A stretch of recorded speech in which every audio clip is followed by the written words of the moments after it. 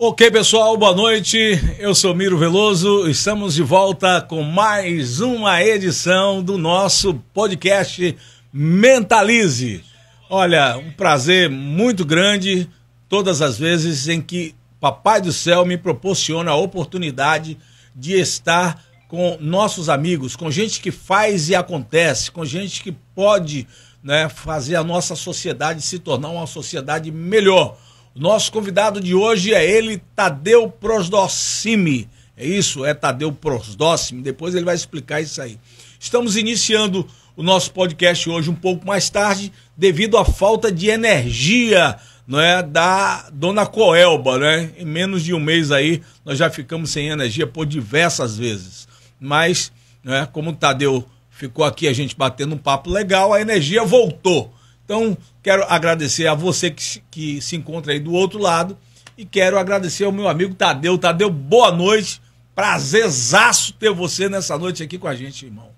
Boa noite, Mírio. Boa noite aí, galera do Mentalize, todo mundo que está acompanhando a gente. Desculpa aí pelo atraso, pela demora, mas estamos na mão da Coelba, dependemos aí dessa concessionária de péssimo serviço para a nossa cidade.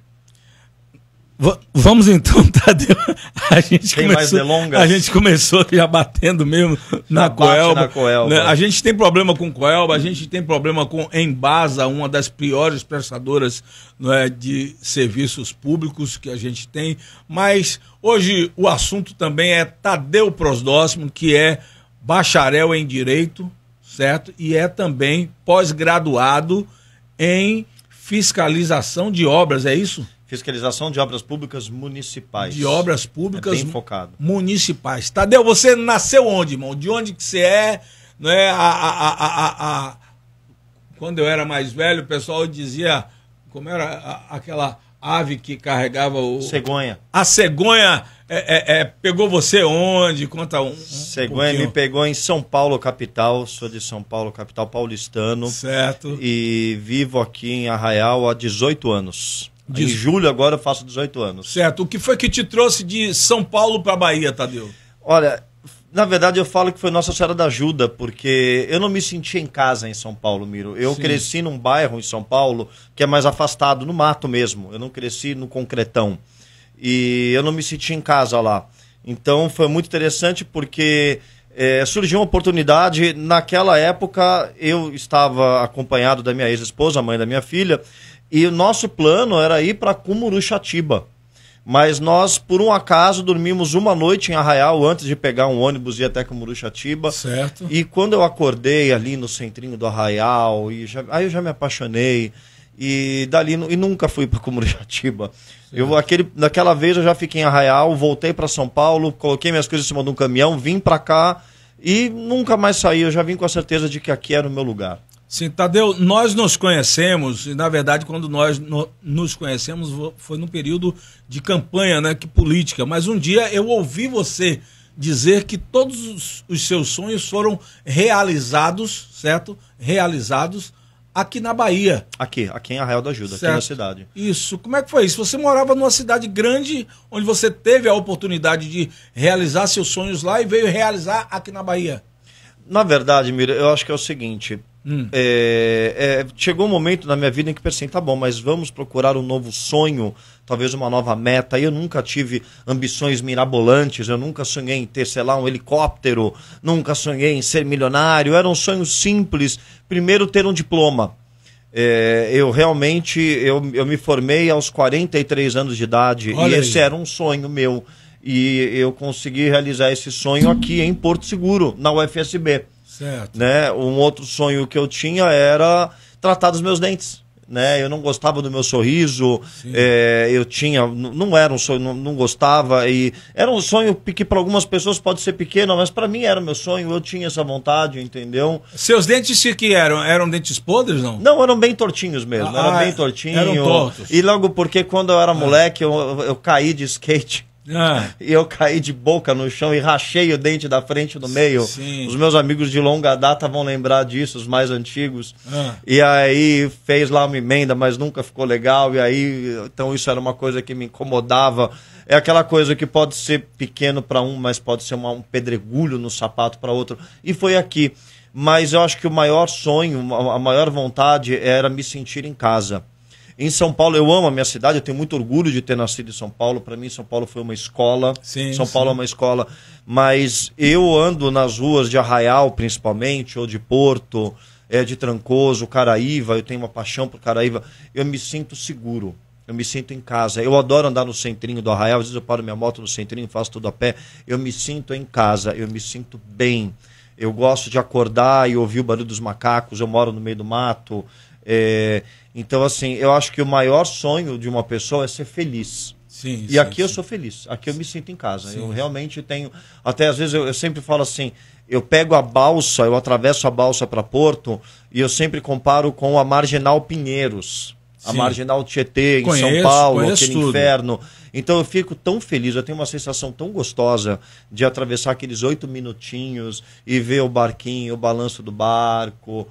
Eu acho que para mim, esse é um sonho que eu atingi, que é ser feliz e viver num lugar onde eu me sinto em casa. Olha, eu estou falando com ele, Tadeu Prosdócime, bacharel em Direito, e também ele que tem graduação, né, em fiscalizar obras públicas, certo? É o homem que você sempre está vendo aí, né, filmando essa galera que quer tomar conta das praias, essa galera que quer impedir a acessibilidade dos nativos e dos não nativos. Ele está sempre na rede denunciando. O Tadeu é um cara que tem uma pegada, né, que eu gosto muito, que é a pegada, né, de não ter medo de mostrar a verdade, não é? Muito importante, Tadeu, quando você diz que você veio para a Bahia e na Bahia você realiza os seus sonhos, né? E os seus sonhos, um dos maiores e melhores dele foi o sonho da educação, foi o sonho da formação.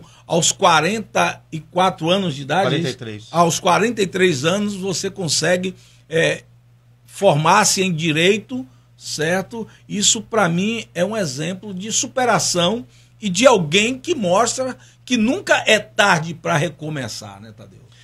Eu nunca imaginei, na verdade, eu nunca imaginei direito na minha vida, Miro, porque eu sou paisagista por formação. Sempre imaginou, nunca imaginou direito, sempre imaginou errado, não? Não, esquerdo. Esquerda.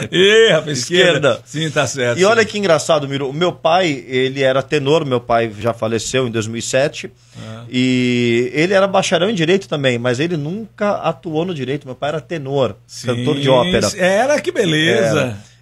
Mas eu sempre trabalhei com paisagismo, desde os 18 anos de idade. Olha aí. Eu comecei como jardineiro, literalmente, fui trabalhando, mas por uma ironia do destino eu acabei entrando numa ONG, o Observatório Social de Porto Seguro, e aí calhou de em 2015 a UFSB se instalar em Porto Seguro, e eu vi essa oportunidade e falei, olha... primeiro, eu posso conquistar o sonho de ter um curso superior, de ter um diploma universitário, e mais ainda, o curso de Direito iria me proporcionar uma ferramenta a mais para fazer o que eu amo. Certo. Que era o trabalho no observatório, é a fiscalização em si. Sim. Que hoje não me dá dinheiro, mas me dá um prazer enorme. Sim. Então eu continuo trabalhando com isso, estou montando uma ONG, mesmo além da ONG eu continuo operando como pessoa física, né? Hoje mesmo eu estava contestando uma resposta de um ofício que a prefeitura me mandou, que era uma palhaçada.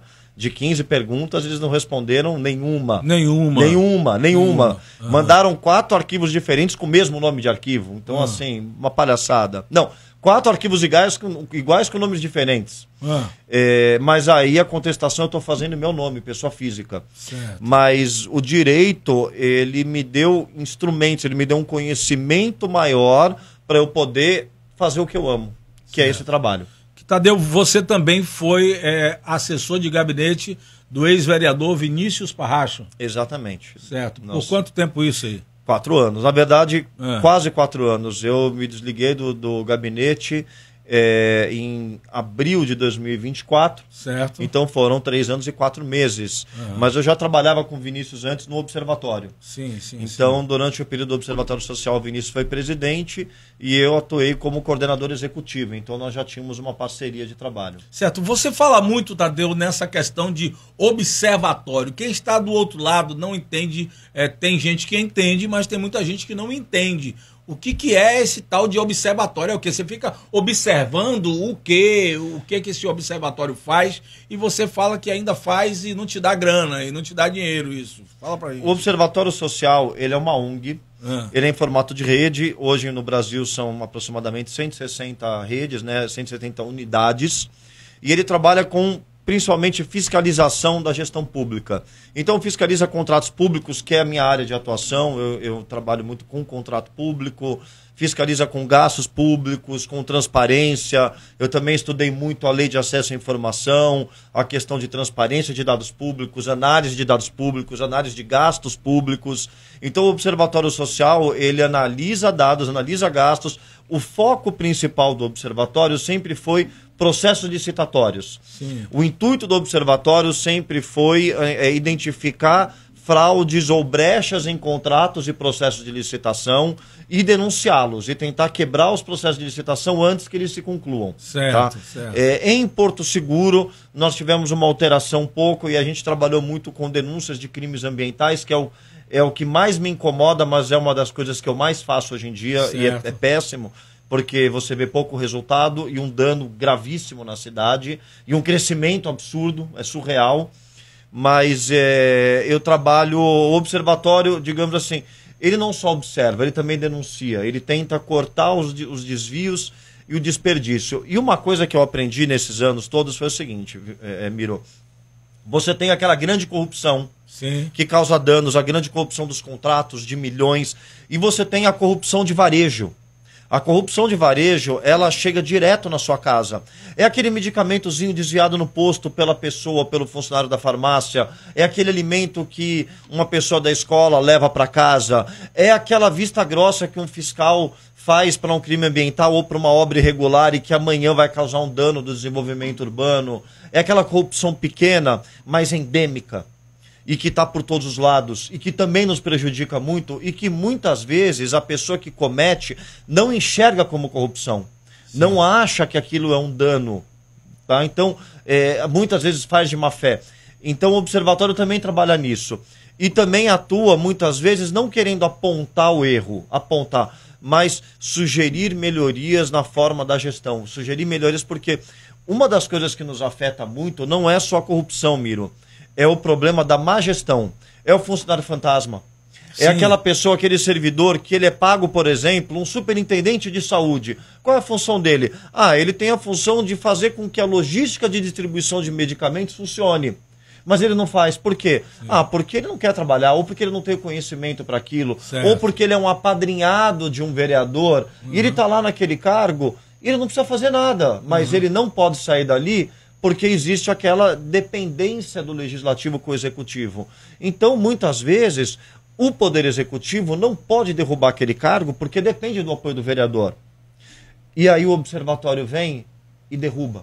Isso aconteceu muito na época do observatório. A gente identificava problemas que o poder executivo não conseguia identificar ou não tinha ferramentas para derrubar e o observatório vinha lá e cortava. Isso aconteceu muitas vezes. Olha, hoje eu estou tendo a grata satisfação de trazer aqui no Mentalize Tadeu Prosdósmi, um exemplo de vida para nós, porque um cara que veio de São Paulo, certo? E aos 43 anos, né, ele consegue formar-se em direito, torna-se um defensor da natureza, do meio ambiente e torna-se um dos maiores fiscais de obras públicas em nossa Porto Seguro. Isso é muito importante e não é fácil trazer as pessoas aqui, Tadeu, no Mentalize. Por que não é fácil? Porque a nossa proposta é justamente estar trazendo pessoas aqui, certo, que tenha uma contribuição para fazer uma Porto Seguro melhor. É trazer pessoas aqui que não leia na cartilha da corrupção. E eu vejo em você, em suas ações, lhe conheci na política, certo? Sempre você com essas pautas de fiscalização. E, inclusive, um dos jargões seu é tô de olho. Como é que nasceu esse tô de olho de Tadeu Prosdósmi? Na verdade, é que o símbolo do Observatório Social uma lupa. É uma lupa. É uma lupa, né? Certo. E era engraçado que todas as vezes em que eu, na época do observatório, eu era muito atuante em acompanhar licitações. Então rolava uma licitação e eu ficava lá na sala de licitações acompanhando. Porque a ideia é você quebrar, por exemplo, o conluio entre empresas. É aquela coisa, entram 2 empresas, 3 empresas, e aí as empresas estão ali em acordo para que 2 percam e aquela ganhe. E aí na nova licitação, essa é uma modalidade, é um cartel que acontece muito. Então eu sempre ficava de olho. Sim. Outra coisa, eu costumo abrir o Diário Oficial quase todos os dias para ficar de olho, para ver o que está acontecendo, ver um contrato, uma exigibilidade. Agora mesmo eu estou trabalhando, vou contestar um contrato de publicidade do ano passado. Dá um trabalho do cão, Miro, você tem que ficar olhando, achar o contrato, achar brecha, e procurar os gastos, e procurar os pagamentos. Então, literalmente, ficar de olho. Sim, sim. E uma coisa, nós precisamos criar a cultura no Brasil de ficar de olho, de ter acesso aos dados públicos. É o nosso dinheiro, Miro, é o meu, é o seu dinheiro. Você não acessa o seu extrato bancário para saber aonde está indo o seu gasto, se o banco não comeu uma taxa ali, se não houve um lançamento no seu cartão de crédito. Sim. Quem faz isso nas nossas contas? TCM, Tribunal de Contas dos Municípios. Quantos municípios na Bahia nós temos para que um pequeno órgão consiga, um grande órgão, mas dê conta de analisar tudo isso?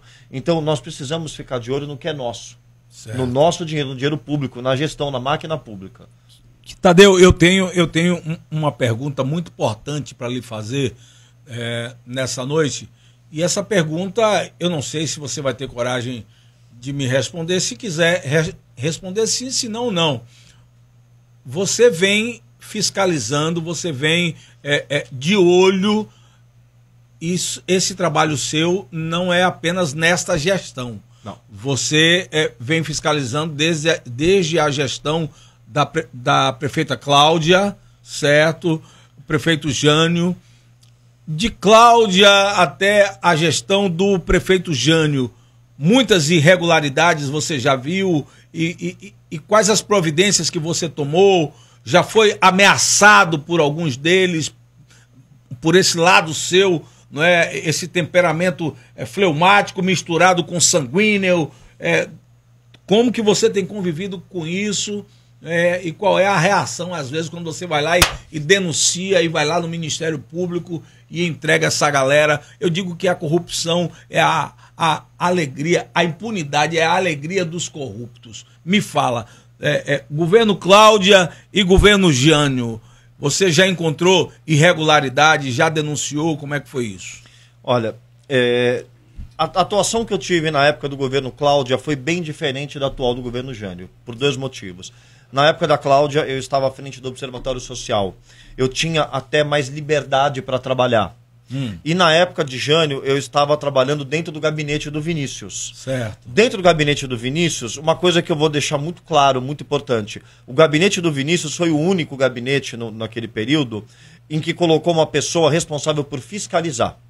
Era o único gabinete, de uma forma muito técnica. E essa pessoa era você? Eu. Então, assim, todos os ofícios, pedido de acesso à informação, denúncias, representações que saíam do gabinete, eu é que produzia, sempre com acompanhamento do Vinícius, sempre trabalhando em conjunto, mas eu que produzia.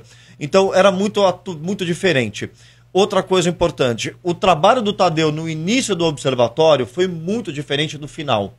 Primeiro porque eu aprendi direito, me ensinou muita coisa. Segundo, que eu entendi que em alguns momentos você realmente tem que ir mais para cima, tem que ser agressivo. Em outros você tem que ir com cautela.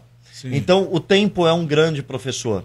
Então muitas ações que eu entrei no observatório não tiveram o resultado que poderiam ter tido por falta de conhecimento.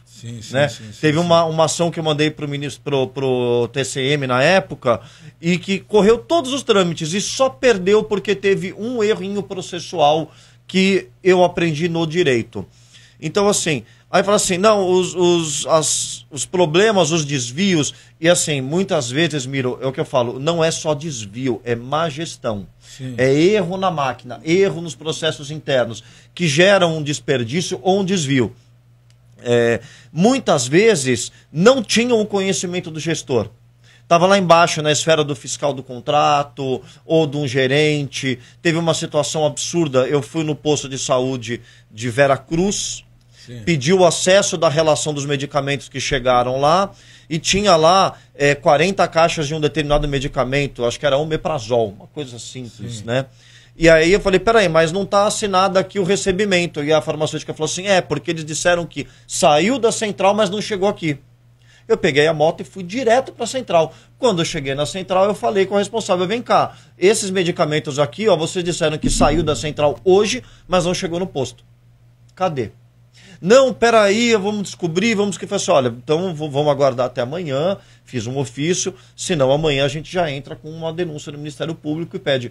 Miro, no dia seguinte a farmacêutica ligou, olha, Tadeu, chegaram os medicamentos aqui, os medicamentos estão aqui. E aí eu questionei para chefe do setor. Tão rápido aonde estavam os medicamentos? Caíram embaixo do banco do carro. 40 caixas, Miro? 40 caixas, né? Então, assim, mas assim, eu não acredito que tenha tido a conivência, por exemplo, do secretário de saúde da época. Sim. Pode ter sido uma situação ocasionada pelo motorista. Certo. Entendeu? Ou por algum superintendente, ou por algum supervisor. Então, assim, eram coisas que a gente conseguia desviar, ou seja, 40 medicamentos chegaram no posto de saúde, 40 cidadãos tiveram acesso àquele medicamento com uma ação simplesinha, que foi o quê? Ficar de olho. Não foi necessário nenhuma denúncia, não foi necessário entrar com uma representação, tinha alguém observando e funcionou. Então, assim, o que me assustou, a diferença... Na época da Cláudia, assim, quanto é que você me perguntou sobre a ameaça? Sim. Eu já tive muitas situações tensas e perigosas, Sim. Já tive situações em que eu temia ali pela minha integridade física, mas todas essas foram quando houve uma questão ambiental. Certo. Quando eu pego um crime ambiental, aí é tenso, Miro. Eu já tive que sair correndo. Aí é tenso porque você mexe com gente que está com interesses... Exato. E às vezes não é só muito isso. Grande, e não né? é só isso. Às vezes eu estou num lugar como aconteceu há uns dias atrás, que eu cheguei numa invasão. Sim, eu vi isso aí. E assim, não, quem estava lá não era gente muito grande, mas tinha uns 10 com facão ao meu redor. Mas tinha gente grande por trás, Tinha gente grande por trás. Mas assim, galera. ameaçado, não. Eu não posso falar que, não, eu já recebi uma ameaça pelo telefone, uma ameaça... Não, nunca fui ameaçado. Isso nunca aconteceu, graças a Deus. Eu nunca me senti ameaçado, tá? Nem na gestão Cláudia, nem nessa gestão. Sim. Tá? Nunca fui ameaçado. Fiz muitos inimigos, tá? Mas o que eu sempre deixo claro, assim, isso é uma coisa que eu sempre tive uma postura. Miro, se eu encontrar uma irregularidade sua e eu te denunciar, eu não tenho nada contra o Miro. Certo. É profissional, Miro. Claro, é o meu trabalho. Claro. Hoje eu tenho uma postura diferente. Antes de entrar com uma denúncia, eu faço de tudo para tentar entender a situação. Realmente houve um crime, realmente houve má fé, existe uma forma de diminuir, de consertar. Eu acho que, assim, entrar para a via de fato que a denúncia, a representação, a ação civil pública é o último ponto. Sim, tá? sim. O ideal é você evitar que aquilo aconteça. Como foi a questão do medicamento. Sim, entendeu? sim. Nós conseguimos evitar. Eu poderia ter ido para o escritório, ter redigido a peça, ter montado aquilo, ia para o Ministério Público ia abrir um inquérito, ia levar meses, e aí os 40 medicamentos, as 40 caixas já se foram e 40 pacientes ficaram sem. Aquela intervençãozinha simples fez com que os 40 medicamentos aparecessem. Tá? Isso aconteceu muito também em merenda escolar. Eu sou do CAI, eu sou membro do Conselho de Alimentação Escolar, e muitas irregularidades de merenda escolar foram resolvidas assim, na conversa, dessa forma. Certo.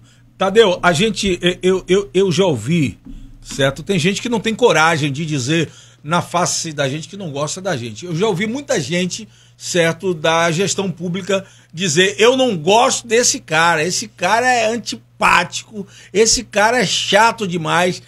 Mas as pessoas que diziam isso são pessoas envolvidas na gestão. Você acredita que você é mais amado ou odiado pelas gestões? Olha, eu ouvi uma frase, já várias vezes ouvi essa frase, e eu gosto muito, que é o seguinte: enquanto eles me odiarem, significa que eu estou fazendo um bom trabalho. Que beleza, que massa. Então, assim, eu acho que às vezes eu não sou compreendido. Sim. Tá? Às vezes, assim, tem situações assim onde eu queria não denunciar esse cara.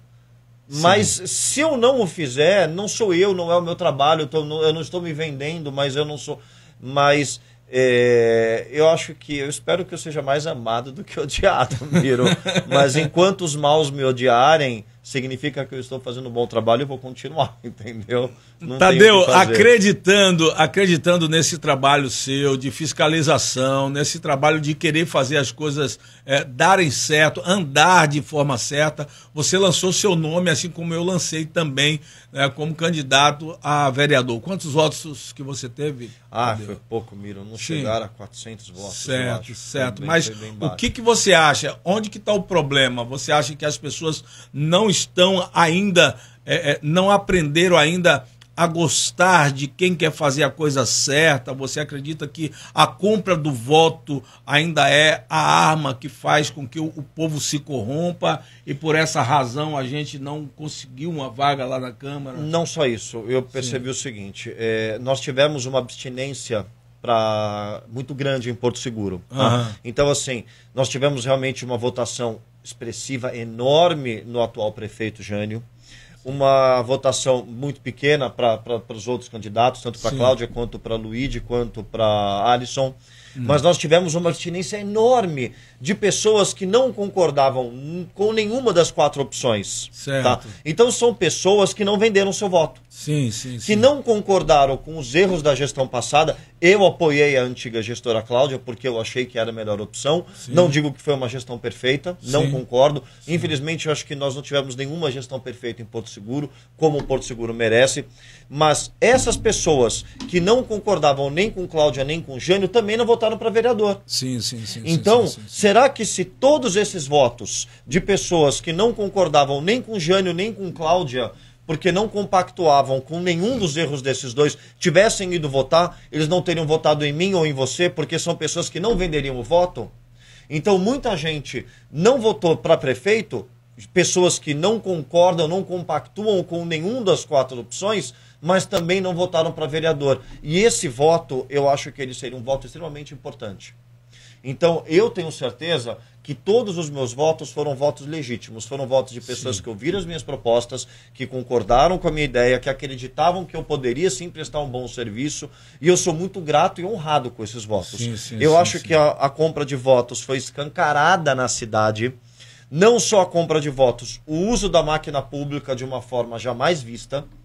Nunca se viu o uso da máquina pública. Você não tem medo de falar sobre isso? Você tem provas disso? Não. O uso da máquina pública é escancarado, é lógico. Você tem pavimentações de ruas, você tem criação...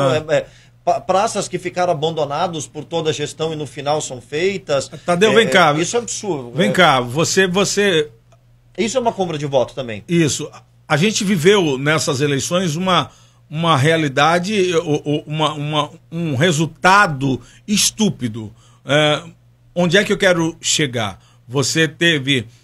Nós tivemos 3 candidatos, mas 2 candidatos que brigaram, certo, e estiveram na frente, mas a gente teve a ex-prefeita Cláudia, que teve 2 mandatos. Sim. Cláudia teve 2 mandatos e saiu com uma aprovação muito grande. No início. Certo? No início, né? Eu digo, no segundo mandato ela saiu com uma boa aprovação também, tá? Cláudia saiu.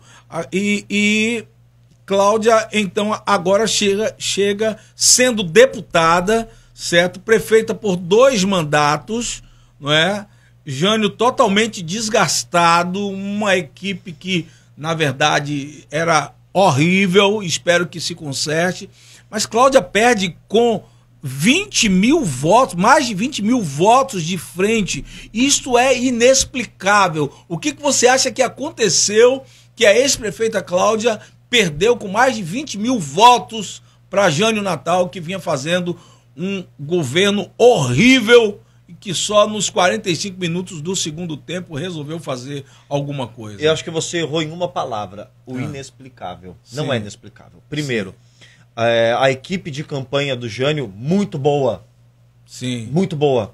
Você acha muito boa. Primeiro, ele usou a internet de uma forma muito boa. Jânio foi mais organizado, então. Nesse ponto, o Jânio, ele conseguiu articular melhor as suas lideranças. Outra coisa, vamos lembrar, quem tem a máquina pública na mão tem muito poder. Sim. Seja distribuindo alvarás de táxi, seja distribuindo cargos ou prometendo cargos, seja fazendo calçada na tua casa, naquela casa, seja pavimentando uma rua específica. A Cláudia teve a máquina pública na mão dela quando ela foi para a reeleição. Jânio teve a máquina pública na mão dele agora. Certo. Então, sejamos sinceros, isso é uma compra de votos. Sim. Entendeu? Eu te prometer um cargo, por exemplo, eu estou comprando o seu voto com uma promessa de cargo. Sim. Então, assim, eu acho que esse é um dos problemas do advento da reeleição no Brasil. Ao mesmo tempo, 4 anos, às vezes, realmente é pouco tempo para você conseguir implantar uma política pública que cause um impacto profundo. Não é impossível. Nós temos pessoas, gestores que em 4 anos fazem um trabalho incrível, é possível também. Sim, mas eu acho que ele tinha a máquina pública na mão e ele soube usar com maestria. Ele soube usar muito bem a máquina pública que ele tinha na mão. E ele soube articular muito bem as lideranças dele, quem estava apoiando, quem não estava. Eu já não acho que a campanha da Cláudia foi muito bem articulada. Sim. Eu, particularmente, não acho. A Cláudia teve um lado da campanha dela que foi incrível e foi muito humano. Foi onde eu achei a Cláudia humana, que era o pé na rua, estar na rua. Sim. As caminhadas. Coisa que Jânio não fazia. Não fazia. Sim. Não fazia porque o Jânio saiu de uma aprovação muito baixa. Né? Lembra quais eram os números das pesquisas em maio? Em abril, maio, junho? Sim. E aí ele foi virando o número. Ele virou na reta final. Sim. Ele virou na reta final. Então, assim, eu acho que a campanha do Jânio assim. Ele realmente, como dizem, ele é uma raposa. Política é uma raposa. Infelizmente, ele é uma raposa. Mas você não me respondeu a questão dos 20 mil votos. Eu acho que é um conjunto. Foi quase a votação que fez Cláudia se tornar prefeita. Pô. Eu acho que foi um conjunto de coisas. Foi o uso da máquina pública, foi uma campanha bem desenvolvida. Ele atingiu o objetivo dele. Entendeu? Aí você pega aqui um vereador, vou dar um exemplo, tá? Dilma Santiago. Dilma Santiago teve na outra cerca de 600 votos. Ele tinha votação decrescente. Certo. Ano após ano ia caindo. De repente pula para 2.000. Aí o cara pula para 2.000, certo? Aí você vê que a maioria, Ariana Prates teve quanto? 2.000 e tantos votos. Ou seja, a maioria dos candidatos a vereador de Jânio Natal... 15. Certo? De 17, 15. 15, né? Esse pessoal teve de 1.500 votos a 2.000 votos para lá. Nunca aconteceu. Como é que se explica isso? Fala para mim. O uso da máquina pública, despejou-se rios de dinheiro nessa campanha. Nós sabemos que foi a campanha mais cara da história de Porto Seguro. Isso. Então eu acho que foi esse conjunto de fatores, entendeu? Nós tivemos, por exemplo, eu acho que o vereador Thiago Maciel, ele realmente tem um histórico de serviço incrível. Muito envolvido com diversas ações sociais. Eu tenho que reconhecer o trabalho do Thiago Maciel. Ele realmente, há muitos anos, ele presta um serviço extremamente importante na cidade. Mas outros vereadores, assim, até revoltante dizer isso, entendeu? Acreditar que eles tiveram essa votação. Mas foi isso, foram beneficiados pela máquina pública, beneficiados pela estrutura que a gestão ofereceu para eles. E, é claro, não dá para comparar o tamanho, volume financeiro dessas campanhas em relação à nossa. Com certeza. Infelizmente, ainda é uma realidade no Brasil. Olha, eu estou falando com ele, Tadeu Prosdóximi, hoje no Mentalize, tá? E são assuntos diversos, né? Assuntos diversos, dentre eles política, né? Tadeu, você fala de campanha, você fala de observatório, mas a gente vê você também sempre naquela pegada da defesa do meio ambiente.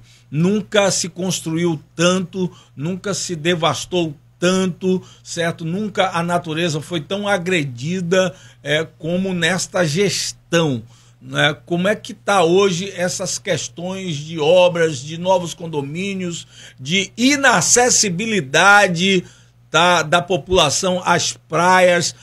Dá um resumo para a gente como é que está sendo isso.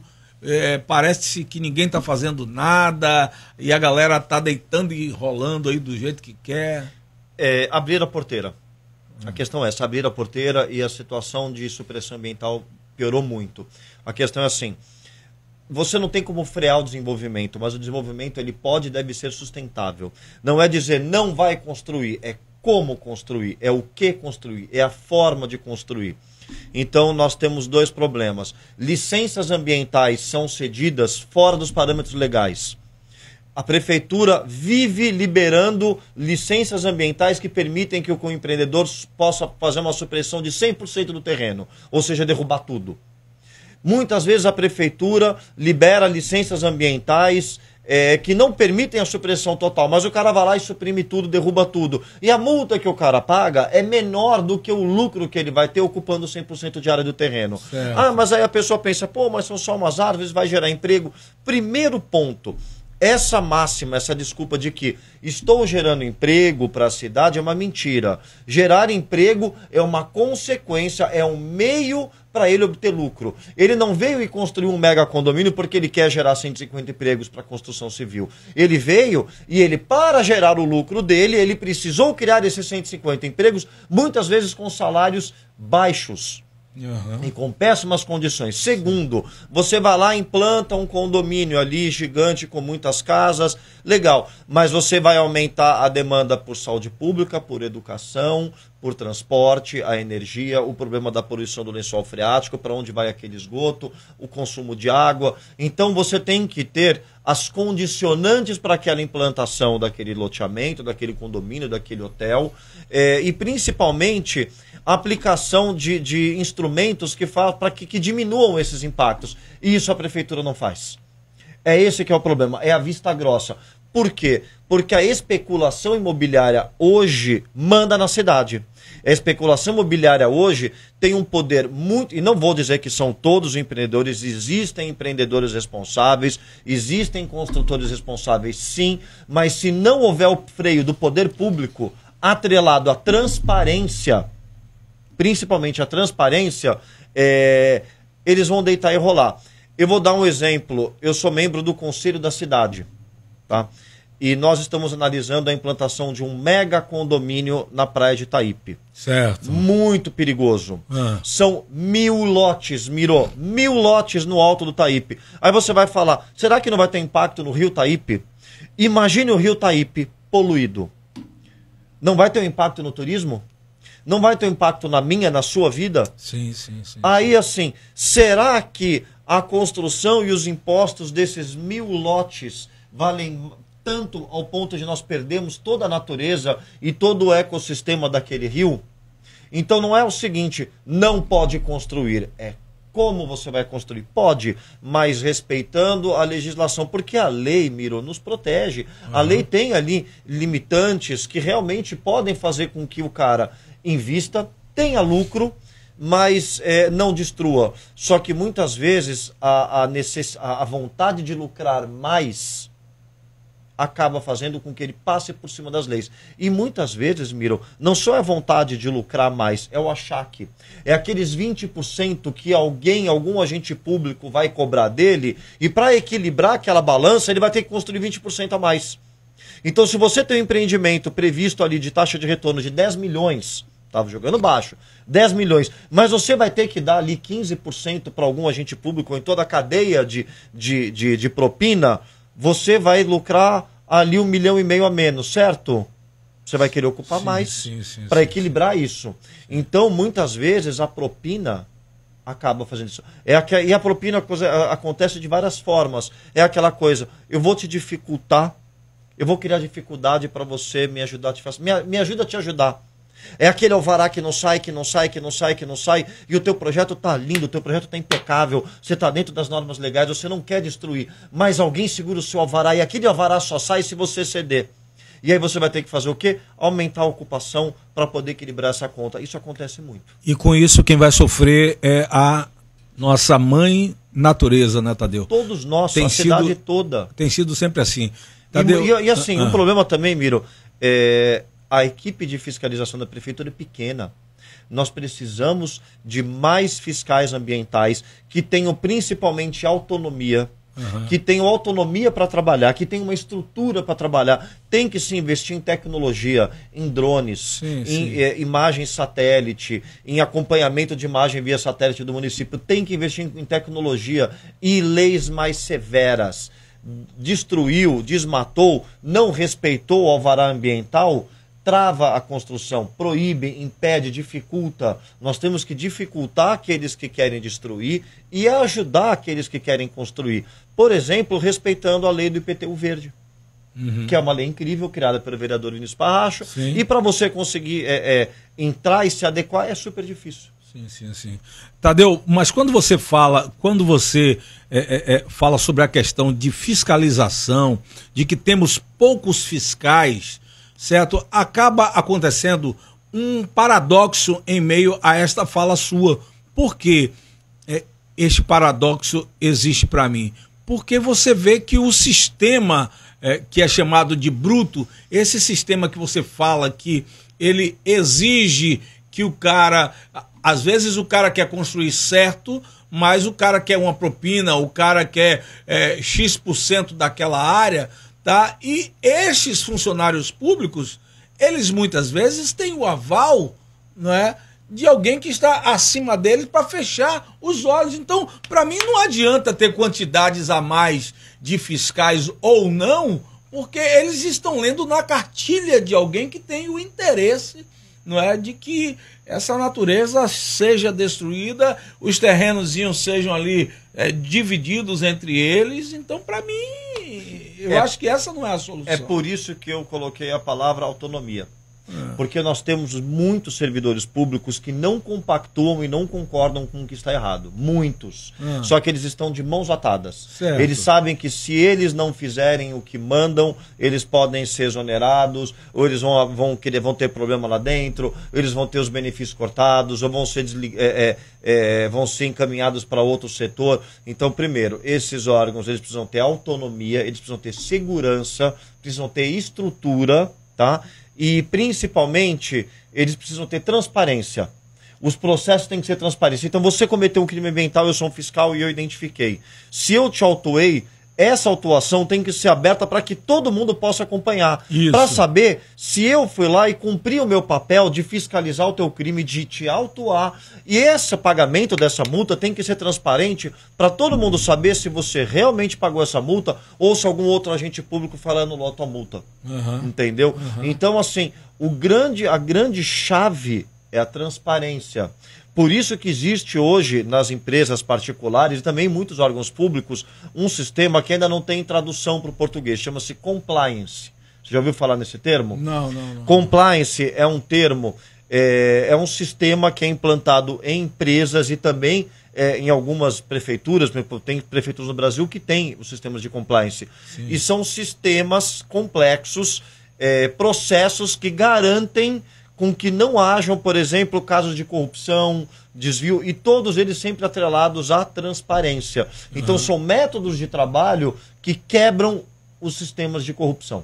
Ok. Conosco, Tadeu Prozósimo, falando com muita segurança, ele que é bacharel em Direito, ele que também, né, é um dos maiores fiscalizadores de obras públicas, né, de Porto Seguro.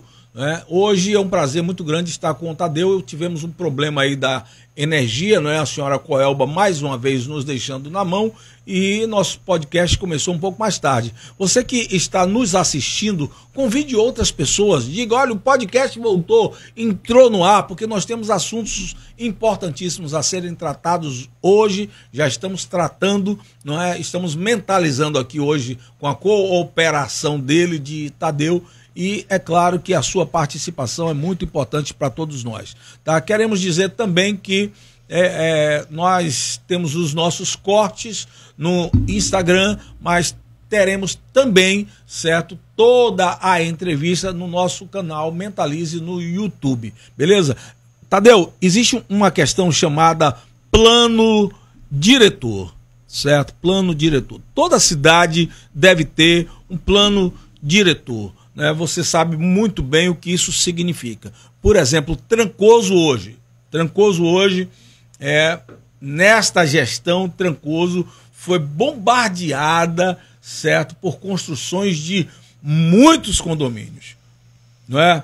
Trancoso hoje pode-se dizer que é quase um distrito de uma rua só, não é? Nós temos, quando chega o verão aqui, a gente não consegue sequer se mover em alguns lugares caminhando, tá? Então, muitos condomínios nasceram, né, nesta gestão de Jânio, desde o primeiro mandato até hoje, tá? Com isso, quando chega o verão, o turista acaba perdendo o sabor, a alegria de chegar em Trancoso, porque ele fica preso no trânsito. Nós não temos ainda profissionais com habilidade e conhecimento, certo, para esvaziar, desafogar esse trânsito. Enfim, acaba acontecendo um furdúncio muito grande em Trancoso. Eu estou vendo que em Arraial da Ajuda está acontecendo a mesma coisa. Existe algum mecanismo para se frear a quantidade de construções de loteamento, de construções de condomínio numa cidade, num distrito? Existe algum órgão que possa chegar junto e dizer, olha, Trancoso não suporta mais, certo, que seja construído mais condomínios? Primeiro é o seguinte, Miro, vamos supor que você tem uma área particular, uma área privada sua. Sim. O poder público não pode te proibir de investir, ou de construir, ou de utilizar aquela área. Não pode. Certo. Mas o plano diretor, chama PDMU, Plano Diretor Municipal Participativo, tá? Ele tem parâmetros construtivos que você pode limitar.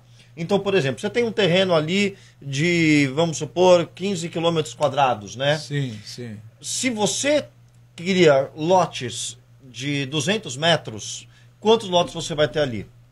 E se você cria lotes de 1.000 metros, você não vai diminuir a densidade? Sim. Então, esses são instrumentos. São instrumentos de desenvolvimento urbano. Você cria instrumentos identificando o seguinte, olha, nessa área aqui, eu só vou permitir a divisão em lotes de 1.000 metros. Sim. Já em outras áreas, você tem áreas que chamam-se ZEIS, Zona de Especial Interesse Social. Naquela área, eu vou permitir um fracionamento maior, uma ocupação maior. E qual que está a diferença? Eu não posso permitir uma ocupação desenfreada com vários lotes pequenos, onde você vai ter uma densidade ocupacional muito grande, numa área onde não tem infraestrutura urbana. Certo. Por exemplo, eu não tenho escola, eu não tenho hospital, eu não tenho uma rede de energia elétrica, eu não tenho água, eu não tenho transporte público.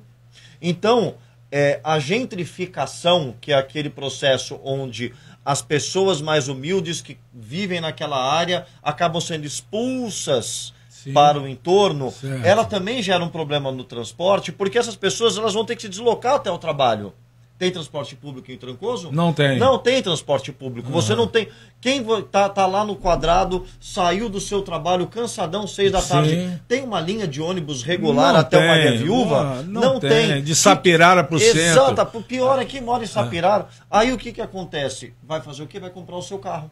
Vai precisar de um carro, vai precisar de uma moto. Então isso vai piorando. Então nós primeiros temos que criar parâmetros construtivos que funcionem e sejam aplicados.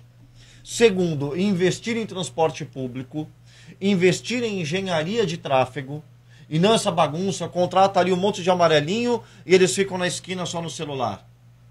O cara que está ali de agente de tráfego, ele tem sim que coibir o estacionamento irregular. Ele tem sim que... Não pode nem parar para descer do carro. Não, olha, aqui nessa via não pode. Tem que se fazer um estudo melhor do ordenamento de trânsito de Trancoso. Tem que se analisar muito bem o problema das vagas de estacionamento em Trancoso, que é um caos. Precisa investir em transporte público e nós temos um plano diretor até que eficiente. Ele está desatualizado, ele tem que ser atualizado, mas ele é ineficiente, ele não é aplicado. Agora, olha só o grande problema. O plano diretor de Porto Seguro, ele se diz participativo, não é verdade? Sim. Pois é. Há 2 semanas atrás, a Prefeitura soltou um decreto criando uma comissão para a revisão do Plano Diretor Municipal Participativo. Quantos membros da sociedade civil estão nessa comissão? Eu acredito que quase ninguém, né? Zero.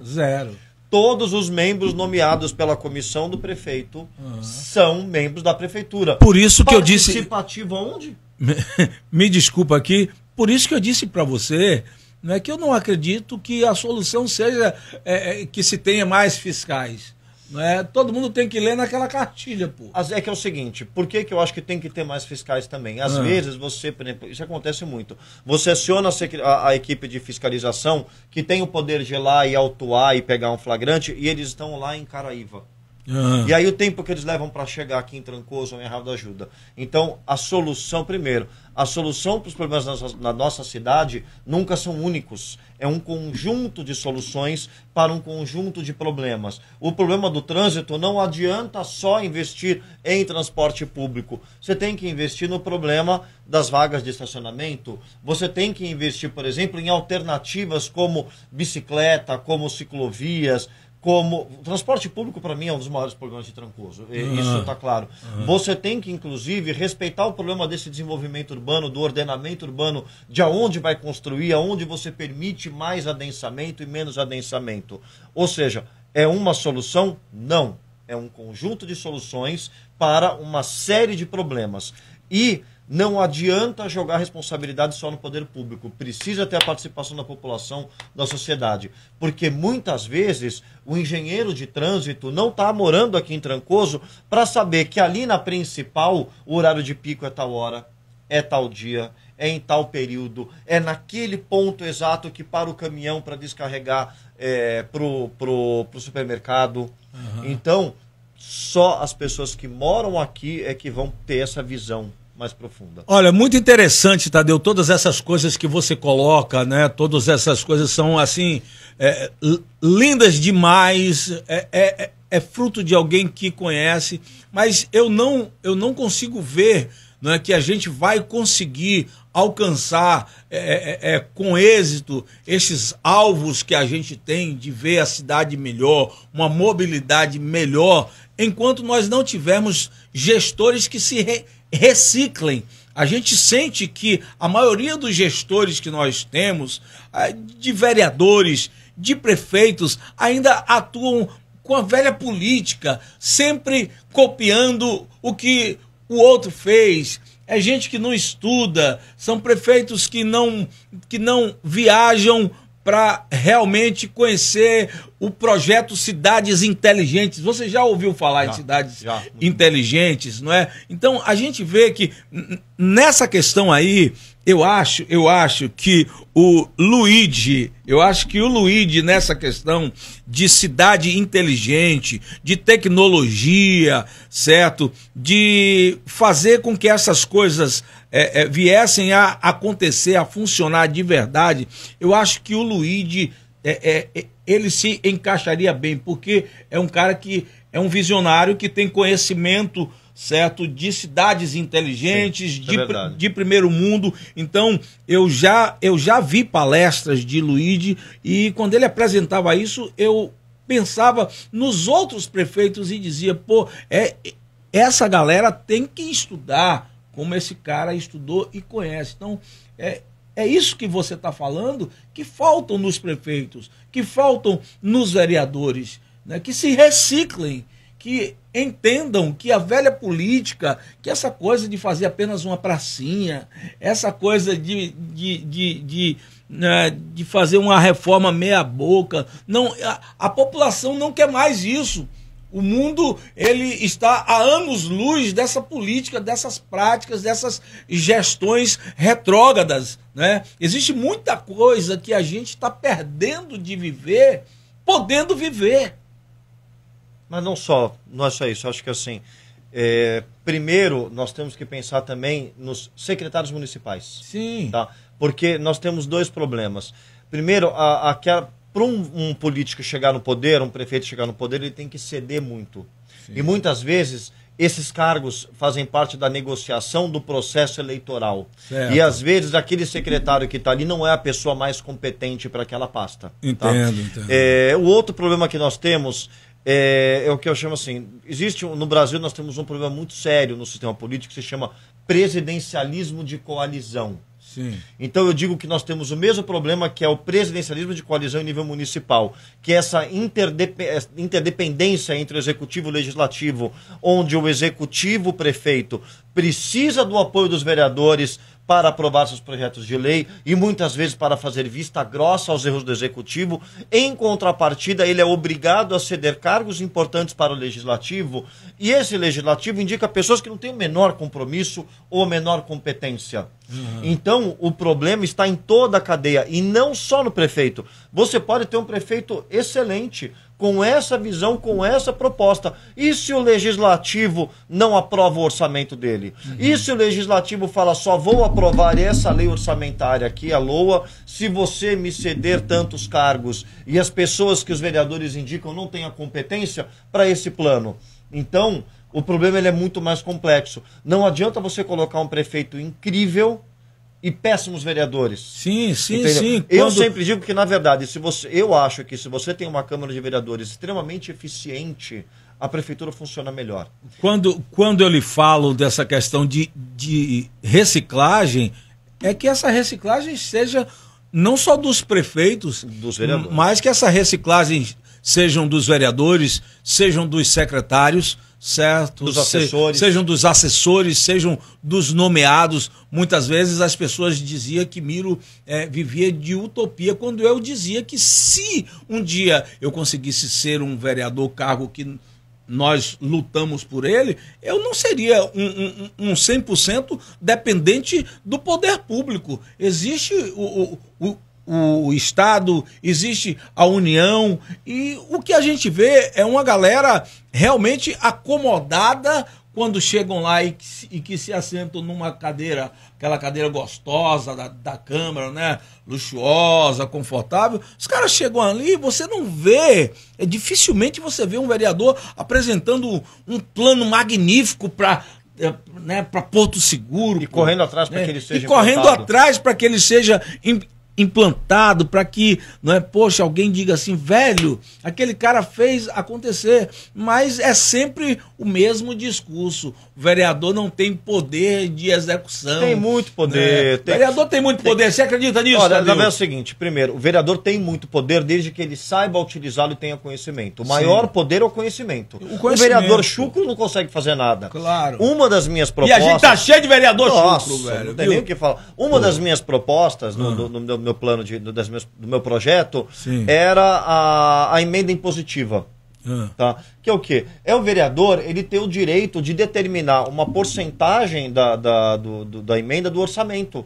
Então, olha, X% do orçamento vai ter que ser para executar, por exemplo, uma reforma na escola tal. Porque daí o vereador ele tem um pouco mais de liberdade para poder cumprir as suas propostas de governo sem depender de desviamento para o prefeito, para o gestor. Isso é importante. Desde que haja transparência. Esse é o problema do orçamento secreto em nível federal. Não há transparência. Tem que ter transparência. Para onde vai aquela emenda? Para onde vai aquela emenda ao orçamento? Quem vai executar? Como é que foi feito? Qual foi o... Isso é importante. Sempre tem que ter transparência. Mas eu acho que o problema hoje está em toda a cadeia do processo político. Toda a cadeia. E principalmente, maus assessores. Às vezes, por exemplo... Antes eu achava assim, o vereador ele tem que ter um nível, uma formação específica tal. Muitas vezes não, Miro. Às vezes o vereador ele não tem um conhecimento do direito, mas ele tem um conhecimento muito forte na área de educação. Isso. Tá? Mas aí ele precisa ter assessores eficientes que vão ajudá-lo a escrever um projeto de lei adequado. Ele tem que ter um assessor que vai organizar a agenda dele de modo que ele consiga atender a população. Porque o vereador ele tem 3 funções básicas. Legislar, criar leis, não é isso? Fiscalizar, mas ele também tem uma função muito importante, que é ouvir a população e levar essa demanda para o executivo. Então vamos supor que ele não entende de legislação. Ele contrata um assessor da área jurídica que vai poder transformar as ideias dele em projetos de lei. Ele não entende de fiscalização, mas aí ele vai contratar um assessor como o Vinícius deve me contratado. Só que ele é ótimo para ouvir a população. Ele tem aquele tino para sentar na mesa com uma associação de bairro, entender o que aquela população precisa, levar para o seu assessor e falar, cria um projeto de lei que vai resolver esse problema aqui que a população me trouxe.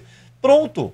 Ele não precisa ser formado em direito, mas ele tem que ter a vontade de criar um grupo de trabalho que seja eficiente. Eu vou falar uma coisa aqui agora, que eu acho que você não vai gostar, mas eu quero parabenizar, entendo o que é que você não vai gostar, eu quero parabenizar aqui o vereador Vinícius Parracho, não sei nem por onde anda, parece que anda nos Estados Unidos, é isso? Tá por lá. Tá por lá. Eu acredito que Vinícius foi um dos únicos vereadores que teve os melhores assessores ali na Câmara dos Vereadores. Era bem certo? técnico. Ele foi bem técnico. Foi. E sendo bem técnico, eu consigo me lembrar de Bolsonaro. Né? Eu acho que não existiu um presidente no Brasil, que foi tão técnico como o Bolsonaro. Ele teve essa preocupação de colocar técnicos, certo? E muitas vezes ele dizia, eu não entendo, às vezes usava dos palavrões dele, eu não entendo nenhuma de economia, mas buscou um cara que ele julgava ser um bom economista. Eu não entendo nada Eu vou discordar, porque você vai falar que aquele ministro do meio ambiente entendia de meio ambiente? Não, eu tô falando que alguns. Eu acho que o discurso era muito bonito, mas na prática a situação não era bem essa, entendeu? Eu só queria lhe provocar um pouquinho, né, Tadeu? No discurso era bonito, mas na prática não era bem isso, não, viu? Logo porque não adianta você, como você ter lá um... Mas você acha que só houve erros, não houveram acertos na gestão de Bolsonaro com esses técnicos dele? Olha, deixa eu ver, eu vou falar um acerto, ele acertou... Quando ele saiu da presidência. Não, sem ironia, pô. Eu estou falando... Não gostei da gestão. Na verdade é o seguinte, eu acho que o Brasil nunca teve um presidente à altura do seu país.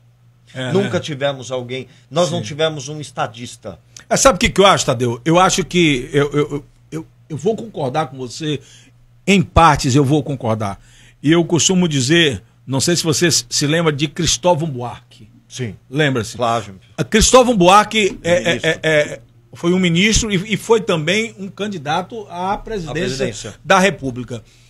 Foi um excelente ministro. Cristóvão Buarque, Enéas, esses caras foram um dos caras mais inteligentes que eu já vi. O Cristóvão tinha um plano para a educação deste país que iria revolucionar o Brasil. Mas a maioria destes bons homens não são corruptos. E por não serem corruptos, dificilmente eles iriam chegar e dificilmente os bons vão chegar ao poder, porque quem não é corrupto não tem dinheiro para comprar votos. E a gente sabe que a grande realidade desse país é que só chega lá, ou você tem aí um grande trabalho social, certo? Ou você tem que ser corrupto para sair comprando todo mundo para ser eleito. Então eu acho que nós somos realmente órfãos de bons nomes. Ou você manipula a massa. Ou você manipula... Mas você manipula informação, você pode direcionar. Não é só comprar voto, é manipular a opinião pública. Sim. É você controlar os sistemas de informação. Mas tudo isso você tem que ter dinheiro, né, Tadeu? Dinheiro e poder. Dinheiro e poder. Está atrelado, não é só dinheiro, é o dinheiro, poder. Você pode até não ter o dinheiro, mas você consegue gerar dinheiro para que tem os instrumentos para manipulação. Okay. Tá? Eu li uma vez, tem um escritor americano que eu gosto muito, Noam Chomsky, e eu li um livro que se chama Manipulação do Público, e ele relacionava os grandes diretores e sócios das empresas de mídia e comunicação, que também eram os grandes empresários e donos das empresas de alimentação.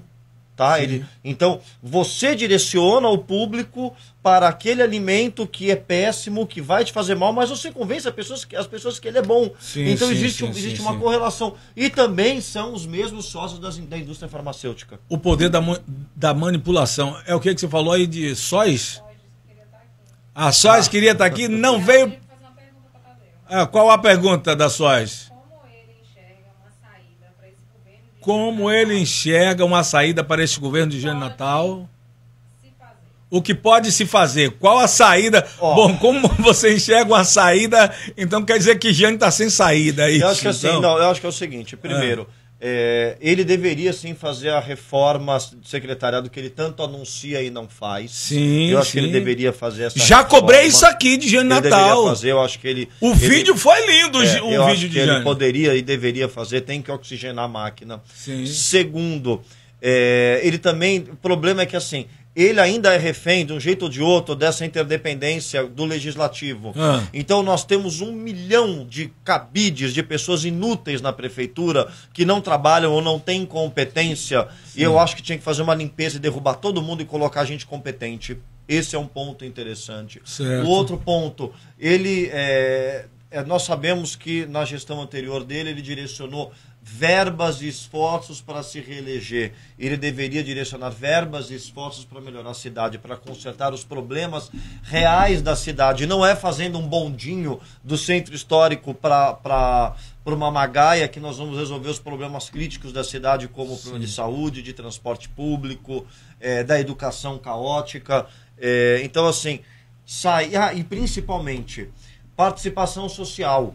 Nós temos que ocupar os espaços, temos que ocupar os conselhos municipais, temos que estar presente na Câmara de Vereadores, pressionar os vereadores, exigir que leis que existam sejam cumpridas. Então, assim, é o que eu sempre falo, não existe uma solução para um problema, porque nós temos vários problemas, então nós precisamos encontrar várias soluções. Mas, para mim, eu sempre defendo a participação popular, a participação social. Olha, conversar com o Tadeu não é fácil, porque ele dispara, é uma metralhadora, certo que dispara, meu irmão, e para acompanhar um homem desse não é brincadeira, né? Eu digo sempre aqui que eu estou crescendo muito com esse projeto. Não é porque eu estou trazendo aqui todo mundo que sabe aquilo que eu não sei.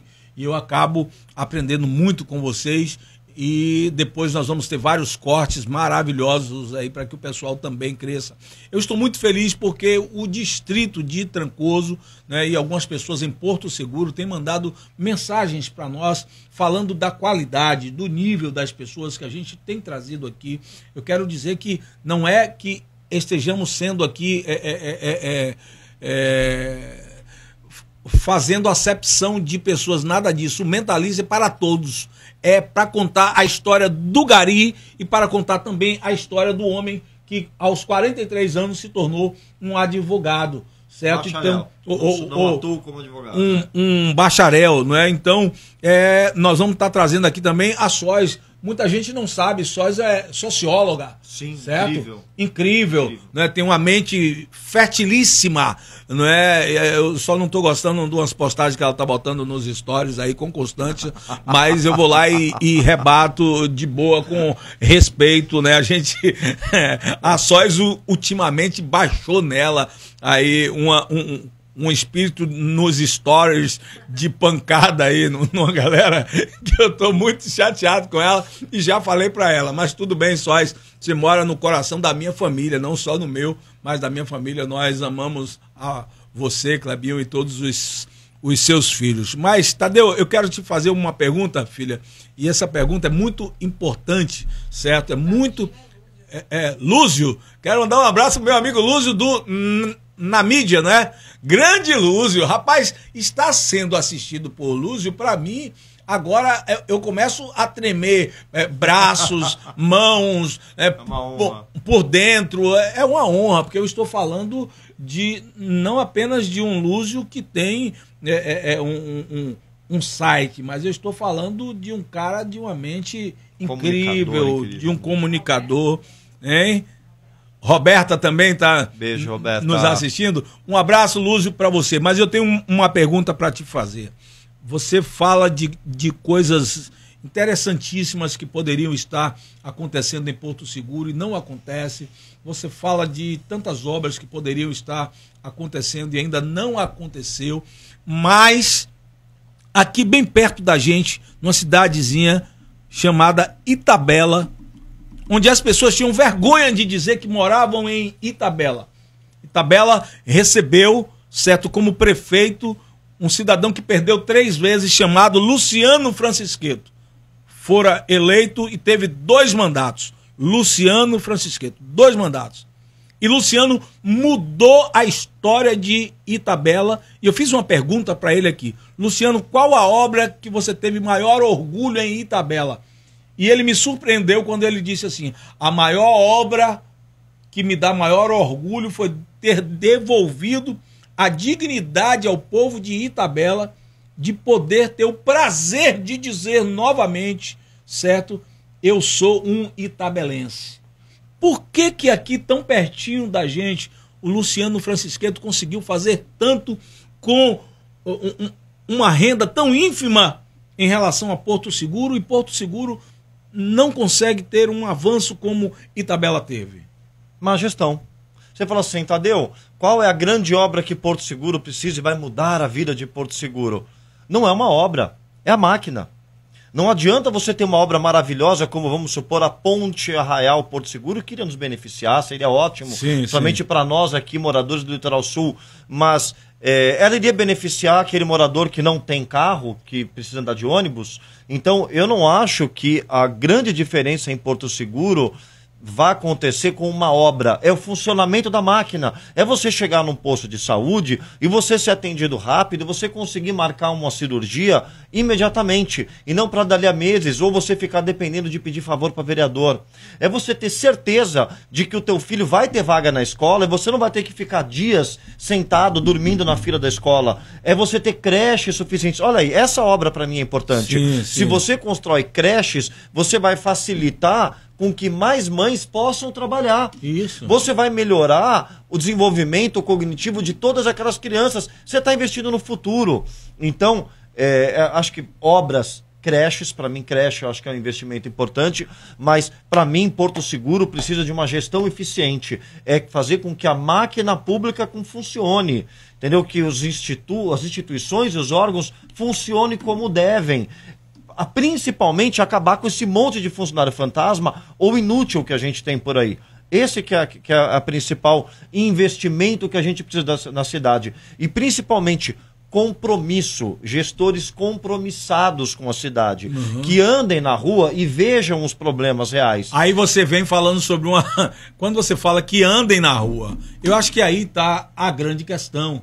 Nós não temos gestores que andem na rua. Não temos. Não temos. Temos vereadores, não vamos negar, a gente vê. Mas eles andam assim, eles andam com um olhar crítico para olhar e observar os problemas, ou eles andam na rua aleatoriamente porque estão indo para o seu trabalho. Sim. Eles realmente vão nos rincões, eles rodam a cidade toda, eles vão lá em São Geraldo, eles vão em Boca da Mata para ver a dificuldade que é chegar naquela escola, eles andam lá na Agrovila. Eu acho que isso é importante. E olhar assim, ao longo dos 4 anos ou só na época eleitoral?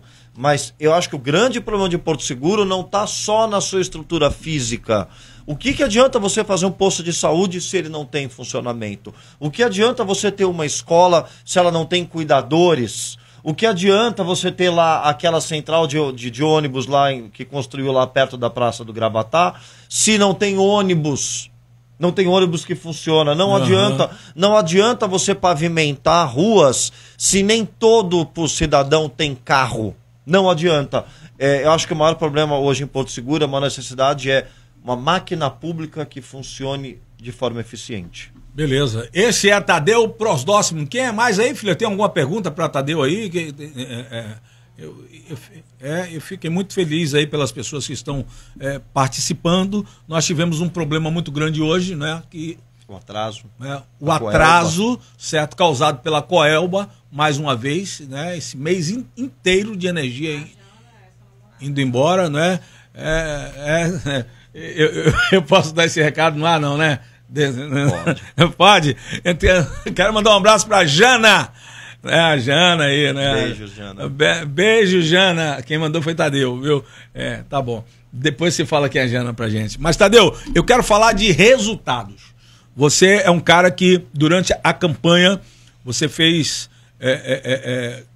você criou esse jargão, né, de estou de olho. Eu vi você protocolando muita coisa, levando muita coisa para o Ministério Público, certo? Você fez muitas denúncias. Eu quero saber de tudo isso que você fez, de todas as brigas que você comprou, de todas as denúncias que foram realizadas. Quais os resultados que você já teve? Já houveram resultados positivos de tudo isso? E uma coisa que eu aprendi ao longo dos anos, Miro, é muito frustrante o meu trabalho. Muito frustrante.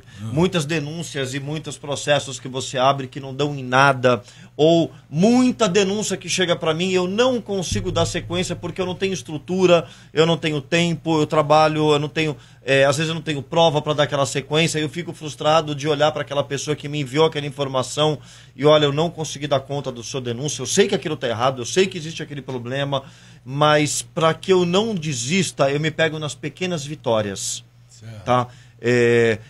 Uma vitória importante para mim sempre foi a melhoria do cardápio da merenda escolar. Eu lembro quando eu entrei no CAI em 2017, como era o cardápio, e hoje o cardápio ele é incrível.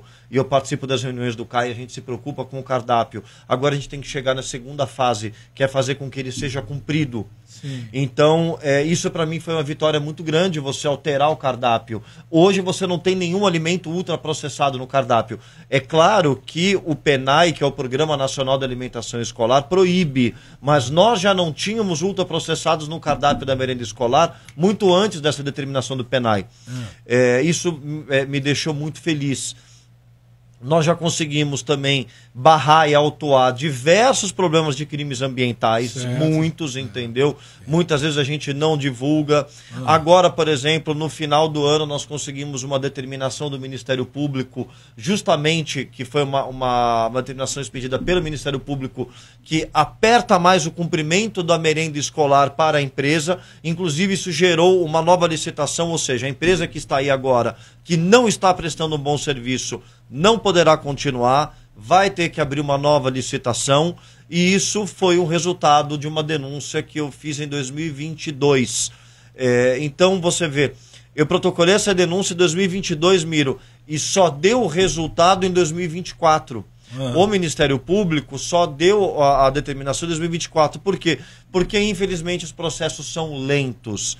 E, infelizmente, eu não consigo estar em 106 escolas no município. Eu conheço 47, eu já visitei 47 escolas. Então, tem processos que ainda estão em andamento. Mas, para mim, que me deixou muito feliz da época do observatório, hoje você vai num posto de saúde e tem um ponto eletrônico funcionando. Eu consigo ir lá e saber se o médico está trabalhando ou não. Isso foi uma vitória do nosso trabalho na época do observatório social. Essa me deu muito orgulho também. Que legal. Tem uma pergunta para você aqui, Tadeu, da Jana. Jana, né? Como mãe de criança autista, eu também, como pai, né? Porto Seguro muito ruim nas escolas públicas, no caso dos cuidadores para crianças de necessidades especiais, né? Essa é uma realidade que a gente vive. Esse é um problema, né? Esse é uma das coisas que não é construir uma obra pública. Não é construir uma obra pública, isso é gestão.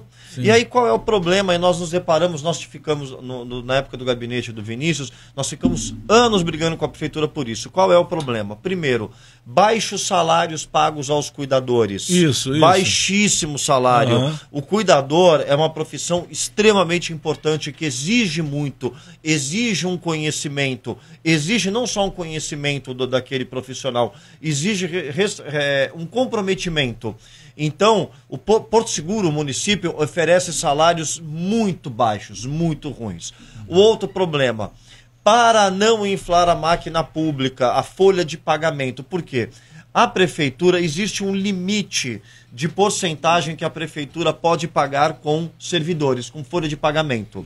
Então, para que esse limite não ultrapasse, o gestor, muitas vezes, ele não faz concurso público, ele fica contratando através de chamada pública, o chamamento público. Sim. Tá? Então ele não cria concurso público para essa vaga. Porque o concurso público, o funcionário concursado, ele é um funcionário caro, ele tem plano de carreira, você não pode demitir ele aleatoriamente, ele tem uma segurança, ele também ele tem uma estabilidade muito grande. Então, o fato do gestor não abrir concurso público para esse cargo que é importante também é um problema. Por quê? Você vai querer trabalhar de cuidador, que é um trabalho importante, que exige, se você não tem nem a segurança de que no final do ano você não vai ser demitido e você não tem um bom salário? Por quê? Difícil. Né? Isso é o quê? Comprometimento. É isso que eu estou falando sobre máquina pública. Não é uma obra, não é uma calçada, não é uma rua, não é uma ponte, não é construir uma escola. É você atender realmente a população. E convenhamos, para o faturamento de Porto Seguro, não vai fazer nem cócegas no orçamento público. Isso. Mas vai ter um impacto tão grande na vida da população, tão grande na melhoria dessas mães que vão poder trabalhar com tranquilidade e com segurança, e dessas crianças que vão poder ter uma qualidade de vida maior. Isso chama-se comprometimento. Essa questão dos autistas, eu quero aqui me solidarizar, certo, a todas as mães, a todos os pais. Eu sou pai de um autista que já saiu da escola e veio caminhando sozinho 6 quilômetros, certo? E quando um amigo meu, que meu filho não conhecia, o viu na pista, certo? Vindo para casa, tá, sozinho, lhe ofereceu uma carona. E ele entrou dentro de um veículo de alguém que ele não conhecia. Esse é um outro problema, olha só. Certo. Você tem o transporte escolar, o ônibus escolar. Tá bom, a criança pode até ter um cuidador dentro da sala de aula, mas tem alguém acompanhando essa criança no transporte escolar? Nós temos, alguns dos ônibus não tem aquele profissional que está dentro do ônibus acompanhando as crianças, é só motorista. Então nós precisamos também de um comprometimento no transporte escolar. O cuidado com a criança autista não se limita ao ambiente interno da escola. Apenas ele interno. tem que se estender também ao transporte. Claro. É isso que é a diferença do comprometimento. Olha, conosco Tadeu Prosdóximi, eu quero mandar um forte abraço a todos os colaboradores do Mentalize, certo? A todas aquelas pessoas que têm acreditado nesse projeto embrionário, certo? É um projeto muito novo, mas que tem nos trazido, né, grandes alegrias. E se você tem a sua empresa, e você quer divulgar a sua empresa, né, vendo ela passando aqui, ó, nesse rolinho aqui que vai passando o nome dessa turma maravilhosa aqui, tá? É só você entrar em contato conosco. Será um prazer muito grande ter você como um colaborador de um projeto, tá? Eu costumo dizer que esse projeto é um projeto educacional, certo? É um projeto que nasceu no nosso coração de fazer algo diferente, algo onde a gente possa contribuir, né, com a comunidade de forma inteligente e trazer as pessoas a pensarem melhor, a fazer escolhas melhores, certo? A decidir de forma melhor e aprender realmente com quem sabe. Quero mandar um abraço ao meu amigo Thierry, que não perde, certo, um podcast nosso. Um abraço a você, Thierry, que Papai do Céu te abençoe. Quando você fala sobre salários, certo, eu acho que a solução está muito fácil, né, de Jânio resolver, principalmente aqui em Trancoso. Trancoso hoje é o grande problema de Trancoso hoje é falta de cuidadores e falta de monitores, certo? Eu nunca vi, pela primeira vez na vida, eu vejo as pessoas terem vaga para trabalhar no município e as pessoas não quererem trabalhar. E não querem trabalhar por causa do baixo salário que lhes são oferecidos. Mas por que essas pessoas não querem trabalhar em Trancoso? Por que ainda existem dezenas e dezenas de autistas fora da sala de aula? Sabe por quê, Tadeu? Porque aqui em Trancoso, uma kitnet custa R$ 1.500 por mês. E o salário de um cuidador ou de um monitor desse, estourando, vai lá para R$ 1.700. Essa pessoa vai viver de quê? Vai comer como? E além da insegurança, porque é um profissional que chega em dezembro, ele pode ser demitido. E você a qualquer momento, ele não tem segurança. E você apresentou uma solução, pô. Eu acho que se hoje o senhor Jânio Natal, aqui ó, tela em mim aqui, ó. Se hoje o senhor Jânio Natal, certo, quiser resolver o problema, Tadeu, dos autistas, certo, colocar monitores, colocar profissionais habilitados para cuidar das nossas crianças e não consegue porque o salário é baixo, é só fazer uma rapa nos fantasmas, como você já citou aqui. Sobra, né? Dinheiro. Certo? Se você for contar a quantidade de fantasmas que trabalham, que não trabalham, certo? Mas que só recebem o salário, nós vamos ter esses profissionais que querem trabalhar, certo? Com um salário digno. E os nossos filhos estarão protegidos, pô.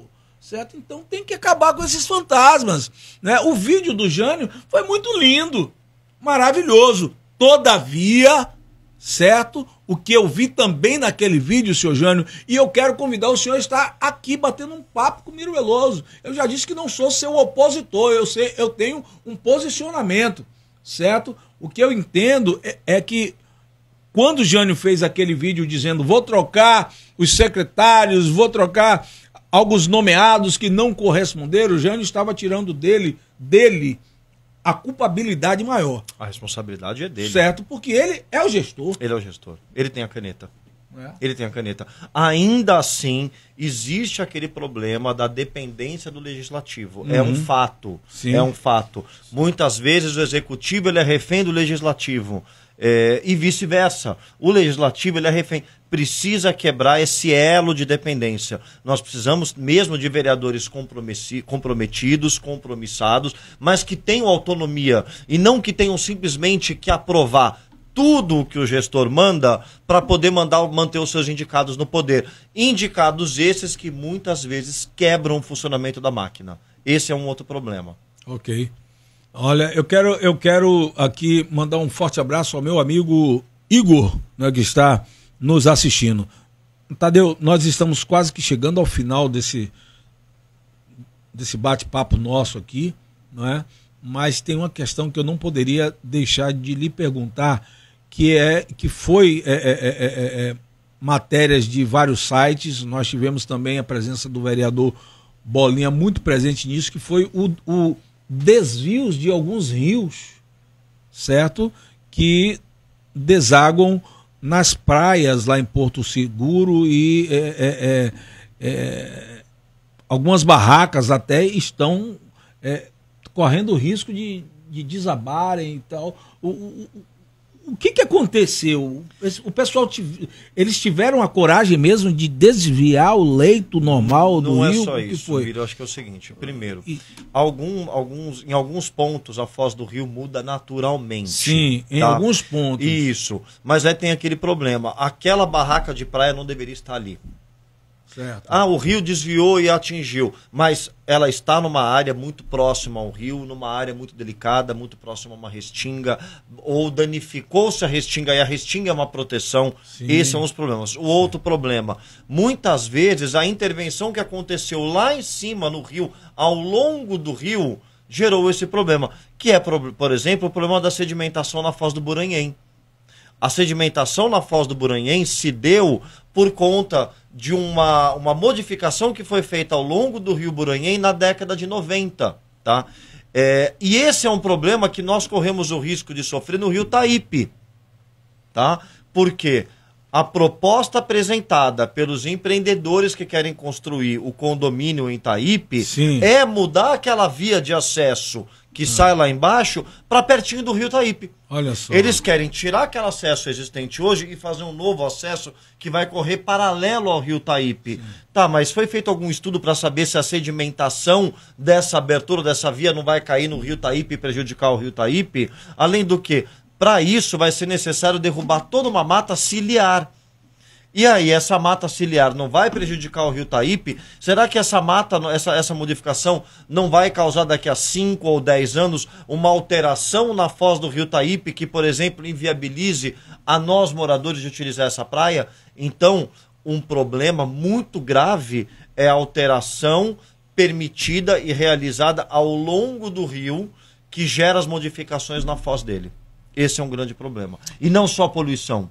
Nem sempre a poluição não é o único problema. São essas modificações no rio e principalmente a destruição das matas ciliares. Olha, são assuntos que nos preocupam, são assuntos de extrema urgência a serem resolvidos, fiscalizados, notificados. São infrações terríveis que comprometem a nossa natureza e alguém precisa fazer alguma coisa, pois, como disse Tadeu, daqui a 5, 10 anos a gente não sabe se aquilo que a gente tem para oferecer para os nossos turistas ainda existirá. Nós estamos chegando, Tadeu, ao final do nosso bate-papo.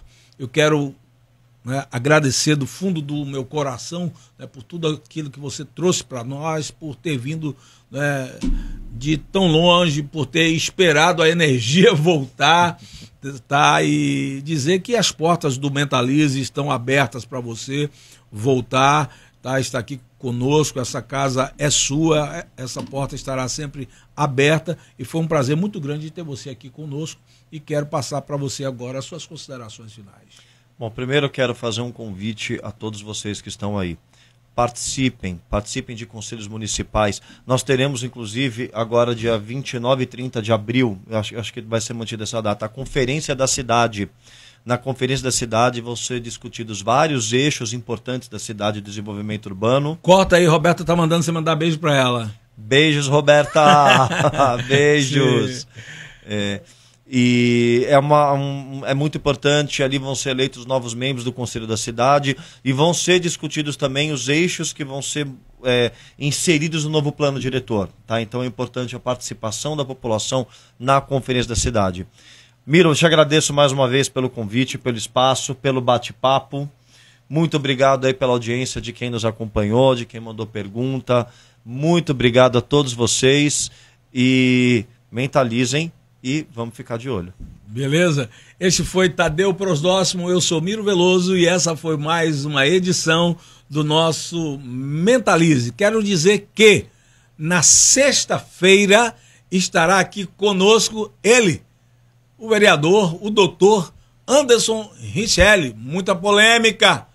Quero saber do doutor Anderson se aquela tatuagem é de rena ou é de verdade, né? Vamos perguntar isso para ele também, tá? Então estará aqui na sexta-feira, às 8 horas da noite, às 20 horas, doutor Anderson Richelli. Na terça-feira que vem, estará aqui conosco o empresário Daco, da Cabana Zé Barbudo, Loud Beach, certo? Então, essas são as figuras que já estão confirmadas para estes dias. Então, sexta-feira, não perca um papo aqui que eu não sei como será, mas vai ser bom demais com o doutor Anderson, tá? Na terça-feira com o nosso grande amigo Daco. A todos um forte abraço, fiquem com Deus e muito obrigado por sua presença. Robertinho, um beijo, sóis e a todos aqueles que estiveram conosco, guardiões, service, tá? Que Deus possam abençoar a todos e até sexta-feira, às 20 horas, aqui no Mentalize.